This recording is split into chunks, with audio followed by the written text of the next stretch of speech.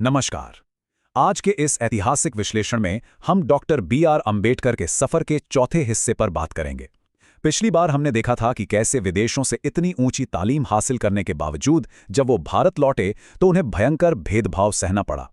लेकिन आज हम बात करेंगे डॉक्टर अंबेडकर की पहली असली और संगठित क्रांति की, यानी महाड़ सत्याग्रह। चलिए सीधा इस कहानी में उतरते हैं। ये कोई आम लड़ाई नहीं थी, ये महज पानी के लिए नहीं बल्कि इज्जत और इंसानियत की लड़ाई थी। जरा ऐसे शहर की कल्पना कीजिए जहां पानी, जो जीवन का सबसे बुनियादी आधार है, वो सबके लिए मौजूद हो, लेकिन समाज के खास वर्ग के इंसानों के लिए नहीं। सोचने में भी अजीब लगता है ना, लेकिन ये कोई काल्पनिक कहानी नहीं है। यही वो कड़वी सच्चाई है जिसने इस महासंग्राम को जन्म दिया। एक पब्लिक वाटर टैंक, यानी एक सार्वजनिक तालाब, जिसे कुछ खास इंसानों के लिए पूरी तरह से बैन कर दिया गया था। ये अन्याय इतना अकल्पनीय था कि इसने एक ऐसे आंदोलन की रूपरेखा तैयार कर दी जिसे आज तक याद रखा जाता है। तो चलिए चलते हैं साल 1927 के महाड़ में, कोंकण का एक छोटा सा शहर जहां एक सरकारी तालाब था, चवदार तालाब। अब यहां की विडंबना देखिए, एक तरफ ये पब्लिक टैंक सबके लिए खुला था, यहां तक कि कुत्ते, बिल्लियों और बाकी जानवरों को भी वहां से पानी पीने की पूरी आजादी थी। लेकिन दूसरी तरफ दलित समुदाय के लोगों का वहां जाना सख्त मना था। क्यों? क्योंकि सवर्णों का मानना था कि अगर दलितों ने पानी छू भी लिया तो वो अपवित्र हो जाएगा। मतलब इंसान प्यासे बैठे रहें लेकिन पानी नहीं छू सकते। ये सिर्फ एक तालाब की बात नहीं थी, ये उन लोगों की खामोश पीड़ा और उनकी निरंतर प्यास थी जिन्हें समाज ने बिल्कुल हाशिए पर धकेल दिया था। सालों का वो गहरा अत्याचार जो अब बर्दाश्त के बिल्कुल बाहर हो चुका था, अब एक ऐसा पॉइंट आ चुका था जहां बर्दाश्त की सारी हदें टूट गई थीं। जाहिर है अब चुप रहना किसी बड़े गुनाह से कम नहीं था। कोई तो चाहिए था जो इस खामोशी को तोड़े।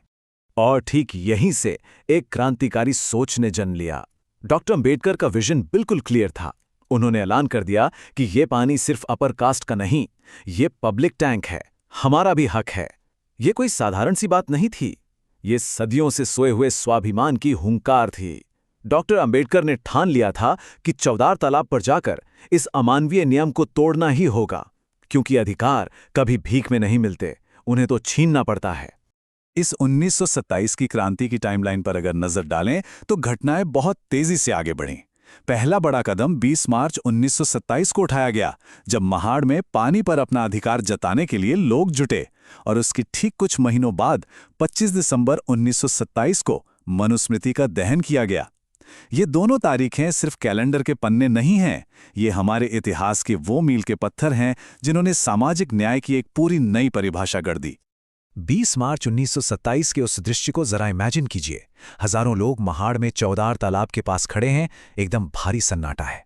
और फिर डॉक्टर अंबेडकर आगे बढ़ते हैं। वो अपने हाथों में पानी भरते हैं और उस तालाब से पानी पीने वाले पहले व्यक्ति बनते हैं। ये सिर्फ पानी की एक बूंद नहीं थी, ये समानता की पहली बूंद थी। और उनके ऐसा करते ही हजारों लोगों ने भी उस तालाब का पानी पिया। उस दिन पहली बार हाशिए पर खड़े लोगों ने अपना हक अपने ही हाथों से लिया था।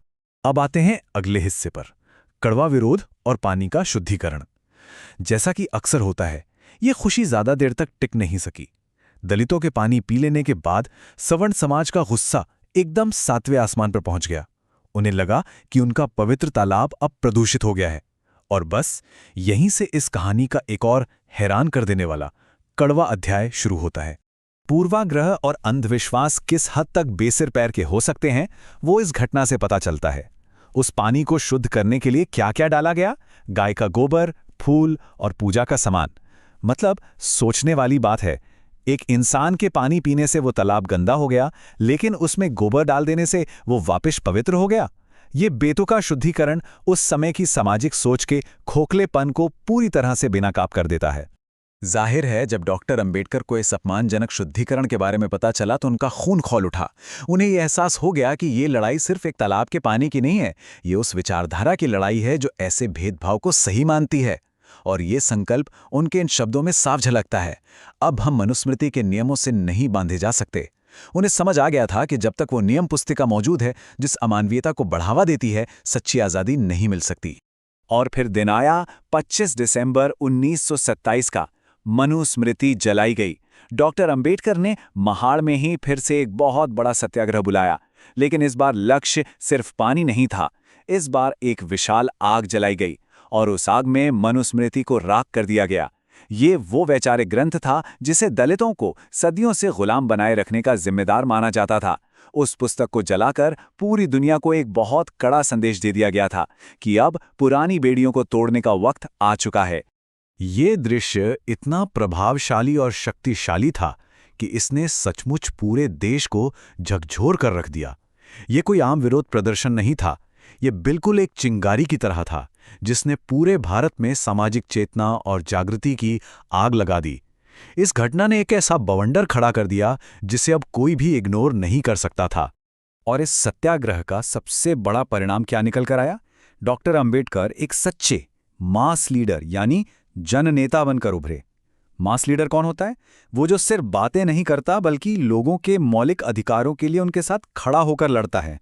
महाड़ सत्याग्रह के बाद पूरे भारत में उनका नाम गूंजने लगा। लोगों ने समझ लिया कि ये व्यक्ति सिर्फ किताबों में उलझा रहने वाला कोई आम विद्वान नहीं है, बल्कि वो नेता है जो सड़क पर उतरकर अपने लोगों के लिए उनके साथ कंधे से कंधा मिलाकर लड़ता है। तो इस पूरी चर्चा को अगर समेटें तो बात बिल्कुल साफ है। ये लड़ाई सिर्फ पानी से कहीं बढ़कर थी। ये लड़ाई इज्जत और इंसानियत के लिए थी। डॉक्टर अंबेडकर ने आने वाली पीढ़ियों को ये सिखा दिया कि आपके अधिकार कोई आपको थाली में सजाकर नहीं देगा। अगर अपना हक चाहिए तो उसके लिए लड़ना ही पड़ेगा, संघर्ष करना ही पड़ेगा। इस शक्तिशाली कहानी के साथ हम आज के इस विश्लेषण के अंत पर आ गए हैं। लेकिन डॉक्टर अंबेडकर का यह सफर यहीं नहीं रुकता। हमारे अगले हिस्से में हम एक और ऐतिहासिक और जटिल मोड़ पर बात करेंगे, जब डॉक्टर अंबेडकर और महात्मा गांधी आमने सामने आए।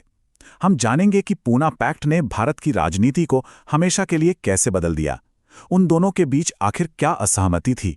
यह एक बहुत ही दिलचस्प कहानी है जिसे हम अगली बार देखेंगे।